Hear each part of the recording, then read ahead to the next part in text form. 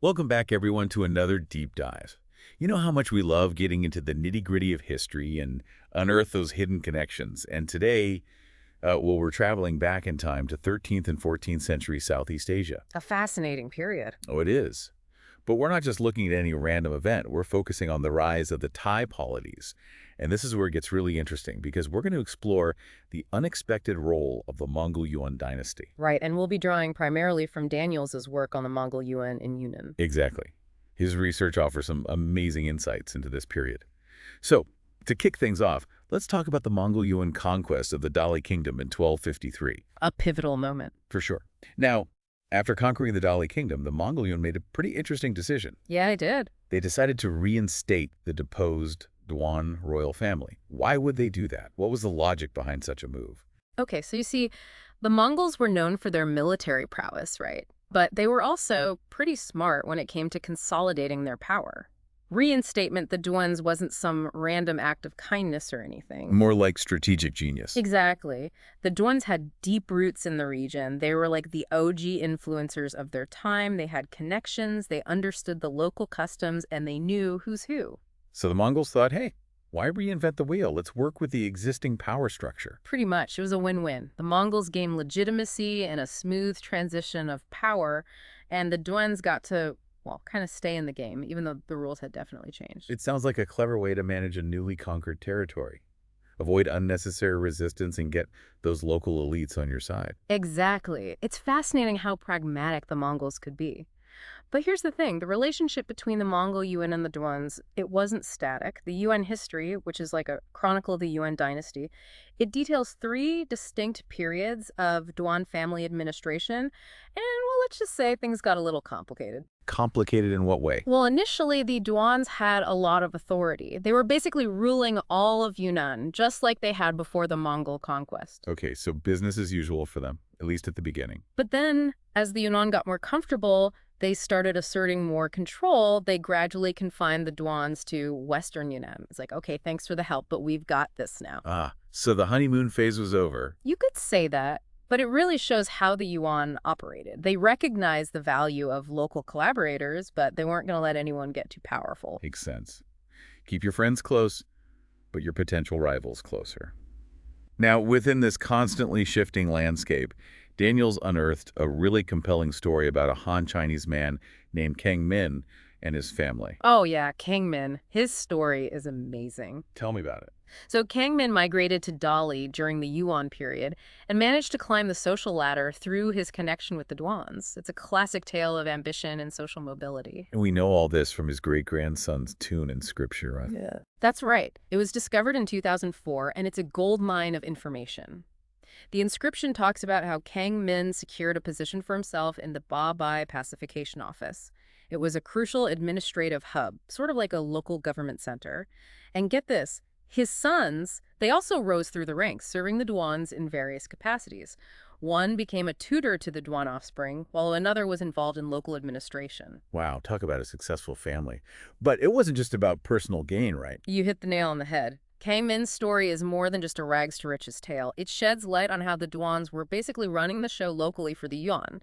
They acted as patrons, giving families like Kang Min's a leg up, positions, status, all within the Yuan's framework. So it's like this web of interconnected relationships, everyone benefiting in some way, but the Duan's pulling the strings behind the scenes. It was a clever strategy, really. It helped solidify the Yuan's rule, but it also gave the Duans a significant amount of local power. And this is where the story takes another turn, setting the stage for the emergence of the Tai polities. The plot thickens.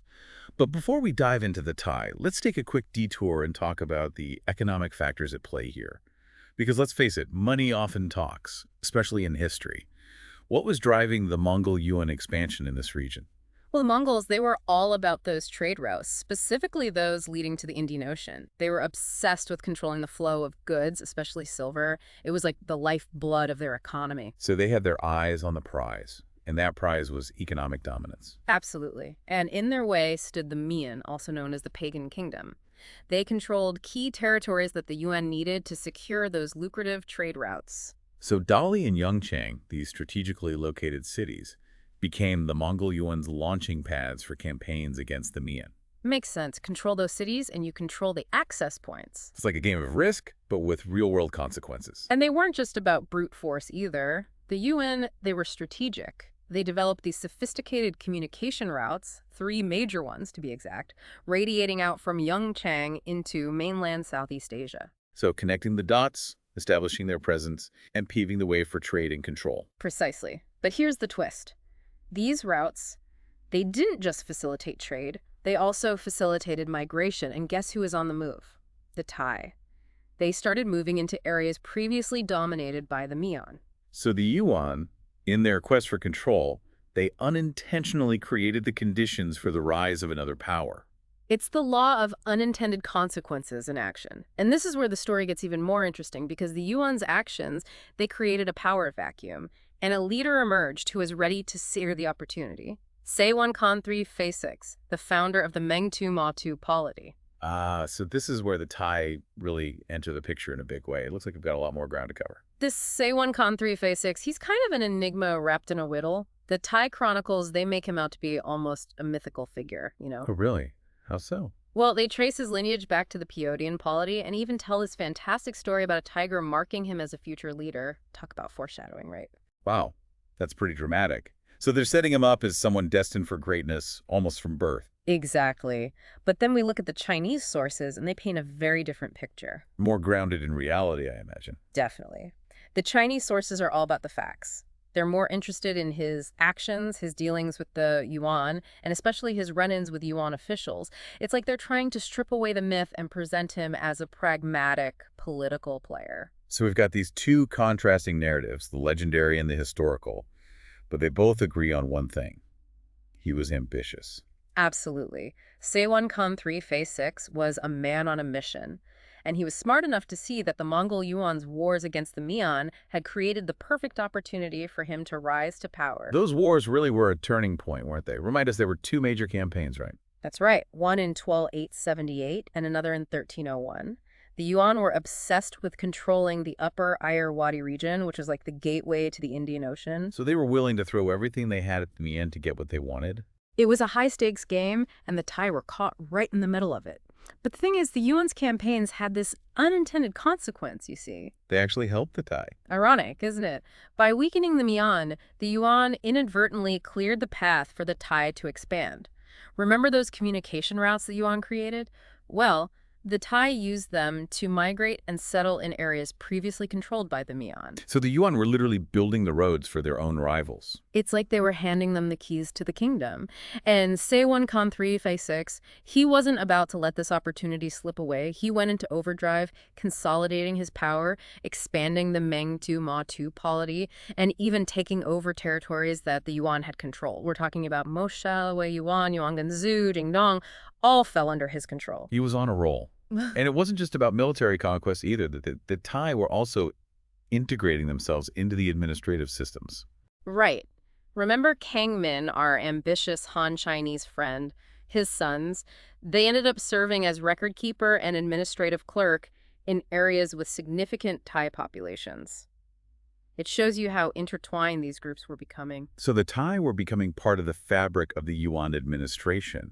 But at the same time, they were positioning themselves for greater autonomy. They were playing the long game, serving the Yuan, learning the ropes, and waiting for the right moment to strike out on their own. It's like they were apprentices, mastering the skills they'd need to eventually become masters themselves. And this wasn't just happening in the administrative sphere.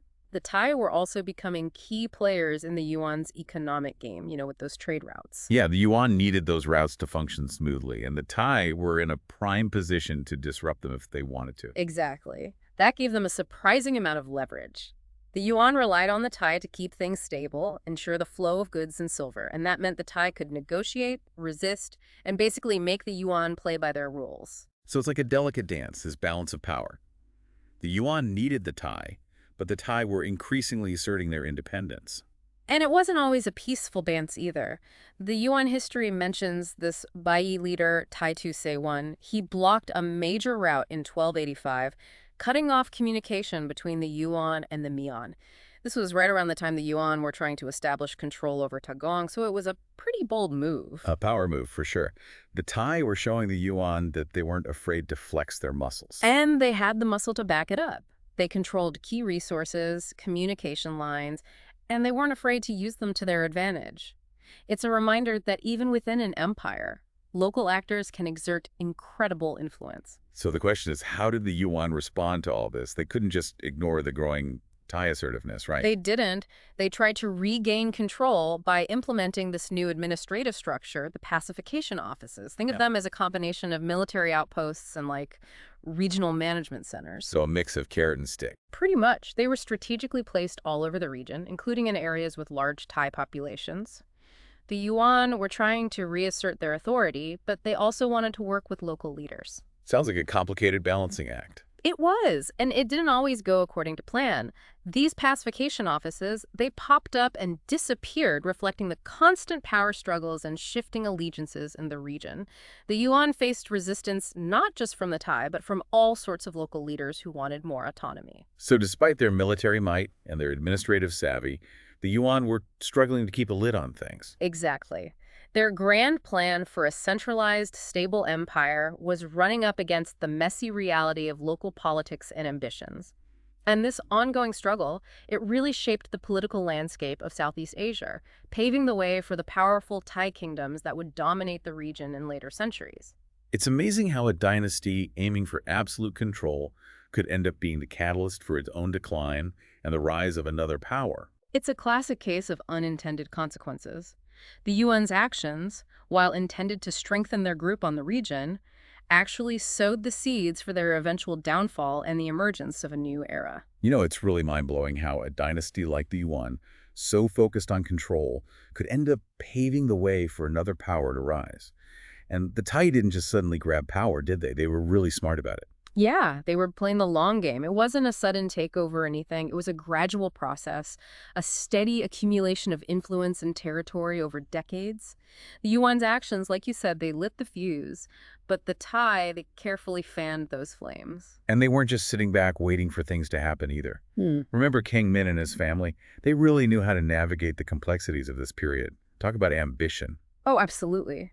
King Mian and his family, they're a perfect example of how individuals could thrive amidst all this chaos. They didn't just survive, they thrived. And it wasn't just luck. They made smart choices, built relationships, and capitalized on every opportunity. They did. He got that land grant from the Duans, a sign of trust and favor, for sure. And his sons, educated alongside the Duan offspring, talk about social climbing. Right. And it doesn't stop there. Those granddaughters marrying into influential families, solidifying their position. They were weaving themselves into the fabric of this new society. Really playing the long game. Yeah. And this shows another side of the Tai leaders, doesn't it? They weren't just about military conquest. Exactly. They were building alliances, integrating newcomers like King Mian and his family, creating a more inclusive society, almost mirroring the Yuan's approach of incorporating local elites. So in a way, the Tai were using the Yuan's playbook against them. Pretty clever. It highlights that power isn't just about brute force. It's about relationships, loyalty, creating systems where diverse groups can coexist and even benefit from each other. The Tai understood that. It seems like the Mongol Yuan's influence on the Tai polities was more than just conquering and being conquered. It was about unintended consequences and the Tai seizing opportunity. It was a complex dance, that's for sure. The Yuan's hunger for wealth and power in the region, it backfired. It set the stage for their own decline and the rise of a new power, the Tai. A classic case of history's twists and turns, right? Empires thinking they're in control, then boom, something unexpected happens. And that's the thing about history, isn't it? It rarely follows a straight line. It's a messy, unpredictable process with unexpected consequences around every corner. What the Yuan did, it's a reminder that even the most powerful empires can be agents of change in ways they never anticipated. Definitely something to think about. Yeah. But within all this, the Tai people, they showed incredible resilience. They adapted, they strategized, and ultimately, they shaped their own destiny. Absolutely. They were not just passive bystanders. They were active players on the stage of history, making their own choices, and those choices, they had a profound impact on the course of events. Their story is a testament to human resilience and the power of collective action. It's been an amazing journey through this pivotal period in Southeast Asian history, exploring the rise of the Tai polities and the surprising role the Mongol Yuan dynasty played in it. Full of ambition, power struggles, and those unintended consequences that make history so fascinating. Thanks for joining us on this deep dive. We hope you'll join us again as we continue to unearth the hidden connections and surprising twists of history.